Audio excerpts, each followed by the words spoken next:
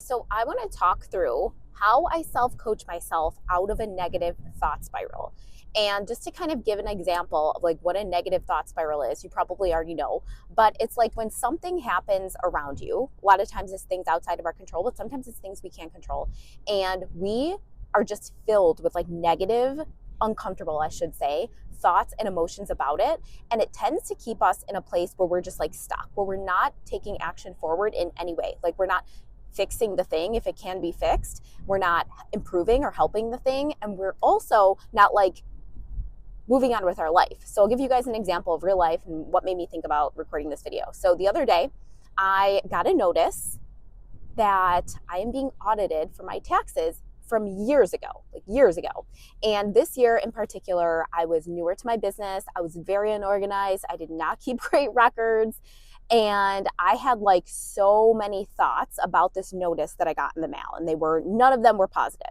And the way that I felt, it was like consuming my life. Like it literally probably hours of my life. I just kind of sat in this chair and was like fumbling around on my computer working. But in reality, I was just obsessing about this situation that was happening. And I was feeling like terrified and anxious and worried and like all of these things. And I just was making no progress in any way because of all the things I was thinking about this. And I mean, yes, we're going to feel how we're going to feel, but it's not benefiting us to stay there. And the point of this video is for when we get to that point where we're like, wait a second, like, okay, this is happening, and now what? Like, do I really want to just sit in my chair all day and waste my whole day because of this? Or do I want to decide what am I going to do regardless of the circumstance? And that's where self-coaching comes in.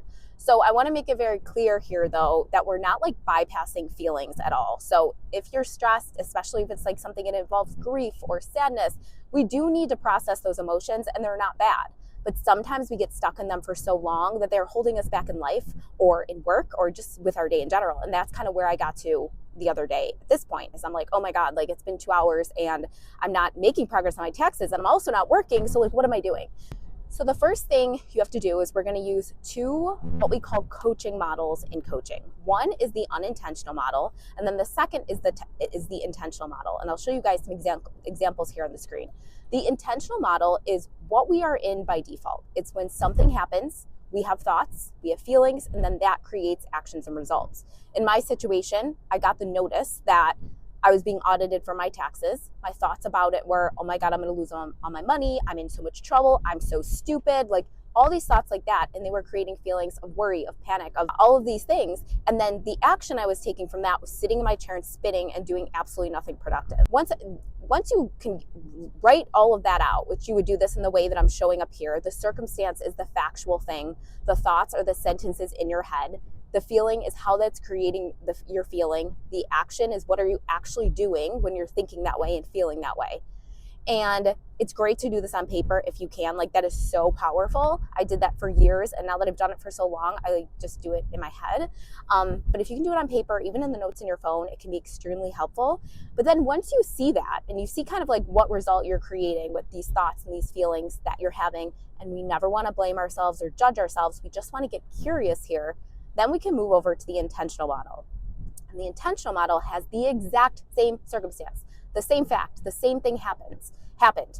At this time, we're not changing that. If we can, many times we're going to, but a lot of times we can't. I can't change the fact that I got this notice in the mail. So in that moment, what I can do is I can improve my thoughts around it so then I feel even 1% better, and I can actually like carry on with my day, carry on with my life. If I want to go later on and like, process through my stress and feel really sad or whatever about it, I can. But at this point, I'm like ready to just move on with my life. So the circumstance is the same. So the next step we do is we ask ourselves, how do I want to think about this that's going to help me feel at least 1% better? That's going to help me feel, and the other way you can do this is, how do I want to feel about this, even though it's happened? I also had the thought, well, it's a good thing I didn't make that much money this year because I don't have that much work to do. That was one. It's also not an amazing thought, but it's better than my original ones. The second one was, there is a message in this for me. This is a message, Elena, is the other thought I had. And that was helpful because there's this accounting company I've been thinking about working with, and I keep putting it off. But my business has grown to the point where I need to be working with an accounting company. And I'm like, this is your sign that you need to be doing that. That was the second one.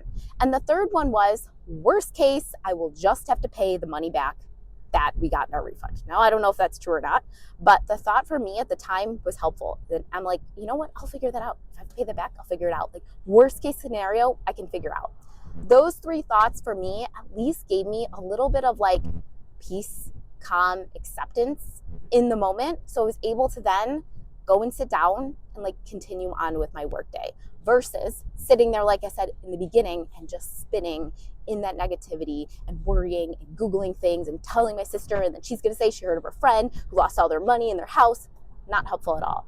So that is how you can use self-coaching to literally work through any challenge where we feel like sometimes powerless and out of control because things are happening around us that maybe we did or didn't create, but we're just feeling like beat down by the feelings and thoughts that we have. There is always something we can do, regardless of our circumstances, to move forward and still work towards creating the health, life, business that we want. So let me know your thoughts on this. Let me know if this made any sense. If you have questions, drop them below.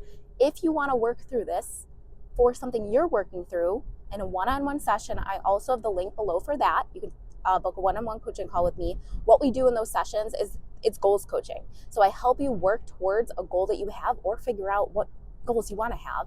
And then we work together to brainstorm a plan to help you make progress and move forward.